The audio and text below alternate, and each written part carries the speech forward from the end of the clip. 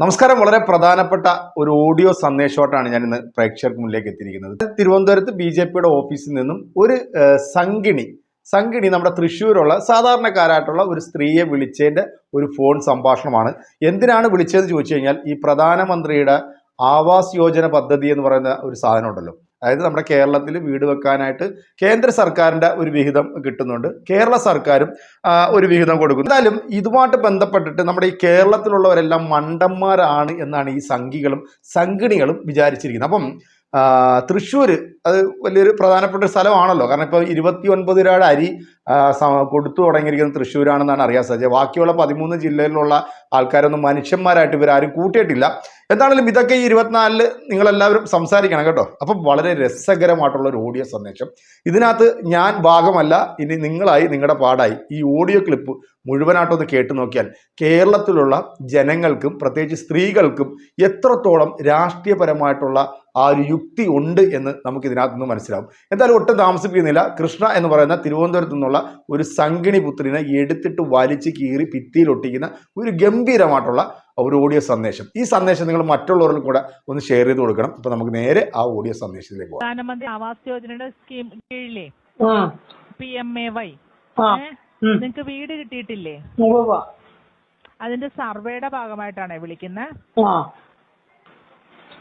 അപ്പൊ ഈ മോദിജിയുടെ ഈ സ്കീമിന് 3,71,00,000 വീടുകളാണ് ഇതുവരെയായിട്ടും നിർമ്മിച്ചു നൽകിയിരിക്കുന്നത്. അപ്പോ നിങ്ങളുടെ വീട് പണിയൊക്കെ കഴിഞ്ഞോ? എങ്ങനെയാ? കഴിഞ്ഞു. എത്ര വർഷമായി? 2018-19 കഴിഞ്ഞല്ലേ? അപ്പൊ നിങ്ങക്ക് ആരോഗ്യ ഇൻഷുറൻസ് ഒക്കെ കിട്ടിയിട്ടുണ്ടോ? കിട്ടിയിട്ടുണ്ടല്ലേ? ഉജ്ജൽ സ്കീം വഴി ഗ്യാസ് കിട്ടിയിട്ടുണ്ടോ? ഇല്ല. അപ്പൊ എങ്ങനെയാ വരുന്ന നിങ്ങളുടെ കാർഡ് എങ്ങനെയാ? പിങ്ക് ആണോ? അതെ, പിങ്ക് കാർഡ്. അപ്പൊ ഉജ്ജൽ സ്കീമിന് കൊടുക്കാമല്ലോ. അല്ല, ഗ്യാസ് കണക്ഷൻ അതിന് മുമ്പ് കിട്ടിയിട്ടുണ്ടല്ലേ? എന്നാ പിന്നെ വേണ്ട. പിന്നെ വെള്ളമൊക്കെ ഉണ്ടോ നിങ്ങക്ക്? വെള്ളമുണ്ട്. വെള്ളം, റോഡ് അതൊക്കെ ഉണ്ടല്ലേ? അപ്പൊ എങ്ങനെയാ വരുന്ന ലോക്സഭാ തെരഞ്ഞെടുപ്പില് BJP പിന്തുണയ്ക്കുവോ? പിന്തുണയ്ക്കൂല. കാരണം ഈ PMAYയില് നിങ്ങ എത്ര ഫണ്ട് കേന്ദ്ര സർക്കാരിന്റെ കൊടുക്കുന്നുണ്ട്? 4 ലക്ഷം രൂപയാണല്ലോ. 4 ലക്ഷം നിങ്ങൾ കൊടുക്കണില്ല. ബാക്കി നിങ്ങളുടെ PMAYയില് ഗ്രാമീണ ഇതില് നിങ്ങൾ കൊടുക്കണത് 70,000 രൂപ. അല്ല,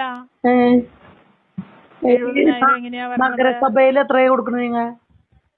അത് ബാക്കിയുള്ളത് സംസ്ഥാനങ്ങളാണ് കൊടുക്കേണ്ടത്. അതല്ല ഞാൻ പറയുന്നത്.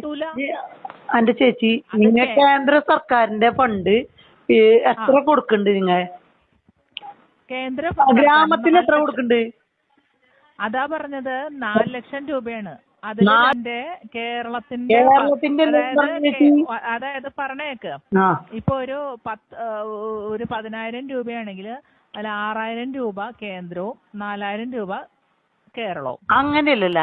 4 ലക്ഷത്തില് 72,000 കേന്ദ്രവും ബാക്കി കേരളവും പിന്നെ പഞ്ചായത്തോ അല്ലെങ്കിൽ മുനിസിപ്പാലിറ്റി. അങ്ങനല്ലേ ആന്റി? അങ്ങനെ 3 ഗഡുവായിട്ടാണ് കിട്ടുന്നത്. അപ്പൊ ആന്റി സത്യസന്ധമായി പറയും, ആ 10,000ന്റെ കണക്ക് പറഞ്ഞ് കേരളത്തിലെ ആൾക്കാരെ പറ്റിക്കില്ലേ? അവർക്ക് ഇത്തിരി ബുദ്ധിയില്ല. അതല്ല, ഇതെല്ലാം കേന്ദ്ര ഫണ്ട് തന്നെയാണ്.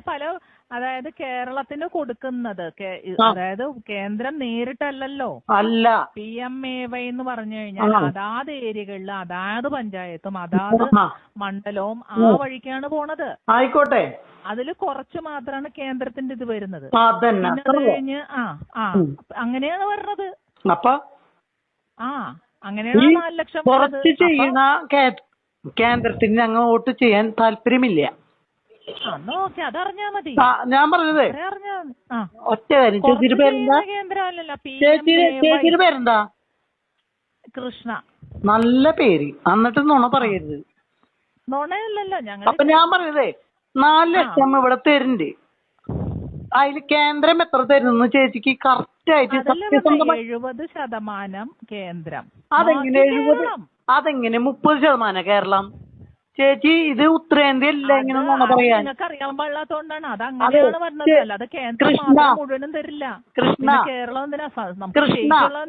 ഇത് ചാനൽ ചർച്ചയല്ല. ഞാൻ പറയണത് ഉത്തമമായ ഒരു മലയാളി എന്ന ബോധ്യത്തിൽ ഞാൻ പറയുന്നു, എത്ര കേന്ദ്രം തരും? അന്നെ വിളിച്ച ഇതില് ചേച്ചി എത്ര കിട്ടി? നിങ്ങൾക്ക് എത്ര കിട്ടി? ഞങ്ങൾക്ക് 4 ലക്ഷം കിട്ടി. കേന്ദ്രത്തിന്റെ വിഹിതം 72,000 രൂപ ആണോ? പിന്നെ ഈ ബാക്കി പിന്നെ കേരള സർക്കാർ, പിന്നെ ഞങ്ങളുടെ മുനിസിപ്പാലിറ്റിയോ പഞ്ചായത്താണെങ്കിൽ അങ്ങനെ. അപ്പൊ ഇതെല്ലാം കേന്ദ്രത്തിന്റെ. അതെങ്ങനെയാ? ഞങ്ങളുടെ നികുതി 1 രൂപ വാങ്ങിയാൽ ഞങ്ങൾക്ക് എത്ര കേരളത്തിന് തരുന്നുണ്ട് നിങ്ങൾ? അതാണ് കൃഷ്ണ പറയുന്നത്. കേന്ദ്രം ഇവിടുന്ന് 1 രൂപ നികുതി വാങ്ങുന്നുണ്ടെങ്കിൽ കേരളത്തിന് തിരിച്ച് നിങ്ങൾ എത്ര കൊടുക്കുന്നുണ്ട്? ഹലോ മാം, കൃഷ്ണമായി ഞങ്ങൾക്ക് റെക്കോർഡ് ചെയ്യുന്നുണ്ട് കേട്ടാ. റെക്കോർഡ് ചെയ്തോളൂ. അപ്പൊ ഞാൻ നോക്കുന്നത്, നിങ്ങൾ ഈ ഇത്തിരിങ്കിലും ബുദ്ധിയുള്ള കേരളത്തിനെ പറ്റിക്കാണ്ടിരിക്കുന്ന അവിടുത്തെ ജനങ്ങളെ നിങ്ങൾ ഒരു 70,000 രൂപ അല്ലെങ്കിൽ 72,000 രൂപ തന്നിട്ട് നിങ്ങൾ അടുത്ത ലോകസഭയ്ക്ക് BJPക്ക് വോട്ട് ചെയ്യാൻ പറഞ്ഞാൽ ഞങ്ങൾ അത്ര മണ്ടന്മാരാണോ? അല്ല, അത്ര നിർബന്ധിക്കുന്നില്ലല്ലോ.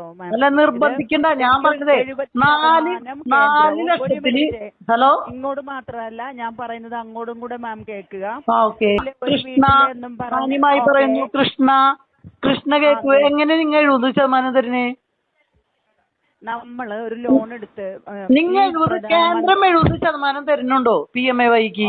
ഉണ്ട്. അതുണ്ട് എന്ന് പറഞ്ഞാൽ കയ്യമ്മ കാവിക്കൊടി ചരട് കെട്ടിയ ആൾക്കാരോട് പറഞ്ഞാൽ മതി, അവര് വിശ്വസിക്കും. ചാണകങ്ങൾ വിശ്വസിക്കും. കേരളത്തിലെ മണ്ടന്മാര് വിശ്വസിക്കൂല. കേരളത്തില് ബുദ്ധിയുള്ളവര് വിശ്വസിക്കില്ല. കാരണം ആരോഗ്യ മേഖലയിൽ നമ്പർ 1, അല്ലാത്തതിൽ നമ്പർ 1 ഉള്ള കേരളം വിശ്വസിക്കില്ല. നിങ്ങൾ ചാണക സംഖ്യകൾ പറഞ്ഞാൽ വിശ്വസിക്കും.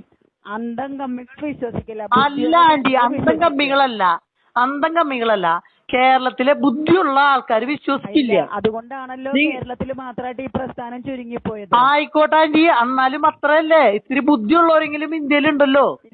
ഇല്ല. അതെ, ആരോഗ്യ മേഖലയിൽ ഏറ്റവും മുന്നിൽ ആരാ?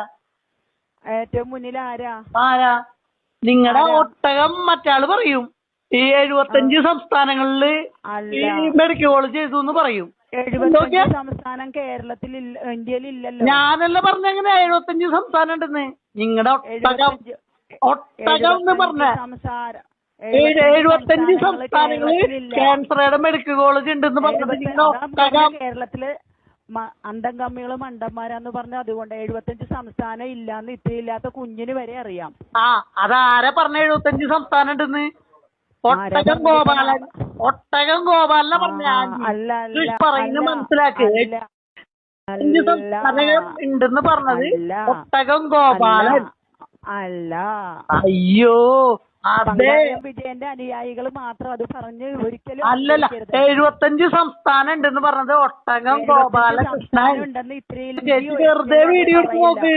അത് 15 ലക്ഷം അക്കൗണ്ടിൽ വരുന്നു പറഞ്ഞ് വിശ്വസിച്ച മണ്ടന്മാരുടെ കൂട്ടത്തിൽപ്പെട്ട ആളുകൾ അല്ല ചേച്ചി. 1 ലക്ഷത്തില് 70,000 രൂപ തരുന്ന നിങ്ങളുടെ കേന്ദ്ര സർക്കാരാണോ വലുത്, ബാക്കി ചെയ്യുന്ന കേരള സർക്കാരാണോ വലുത്? അല്ല, ഞങ്ങൾക്ക് തരുന്ന കേന്ദ്രം തന്നെ വലുത്. കട്ടുമുടിക്കുന്ന പിണറായി വിജയന്റെ സർക്കാരല്ല ഞങ്ങൾക്ക് ഒരിക്കലും. അയ്യോ, അപ്പൊ കുഴപ്പമില്ല. അല്ല, മോദി സർക്കാർ എന്തെങ്കിലും പുതിയതായി കൊണ്ടുവന്നുണ്ടോ? എല്ലാം വിറ്റ് തുളച്ചില്ലേ? 6 ലക്ഷം രൂപ ചെലവ് ചെയ്ത് പ്രധാനമന്ത്രിയുടെ കൂടെ നിന്ന് സെൽഫി എടുക്കേണ്ട കാര്യം എനിക്കില്ല. മലയാളി എന്നാ എനിക്കില്ല. ചേച്ചിക്കുണ്ടാ? അതെ, അതൊക്കെ ഞാൻ കേട്ടിട്ടുണ്ട്. അതെ, ബാക്കി ഞാൻ പറയുന്നില്ല. അതൊക്കെ ഞങ്ങൾക്ക് മലയാളികൾക്ക് അറിയാം. അതെ ബാക്കി അല്ലേ? അപ്പൊ കൃഷ്ണ, ഇനിയെങ്കിലും മലയാളികളെ വിളിക്കുമ്പോ ഇത്തിരി ബുദ്ധി പ്രയോഗിക്കും. ഈ കയ്യിന്റെ ആവശ്യത്തിന് കെട്ടിയവരല്ല മലയാളികള്. അത് മനസ്സിലായി. ഇതിന്ന് തൊട്ട് പോരാളി, ഷാജി അങ്ങനെയുള്ള ഗ്രൂപ്പുകളിൽ വരും ആന്റി സഹകരിക്കുക. കൃഷ്ണ വീട് എവിടെയാണ് പറഞ്ഞില്ലല്ലോ? ഞങ്ങള് തിരുവനന്തപുരത്ത് നിന്നാണ് വിളിക്കുന്നത്. അയ്യോ, നല്ല സംഖ്യകളപ്പോ. ഒന്നും പറയാനില്ല.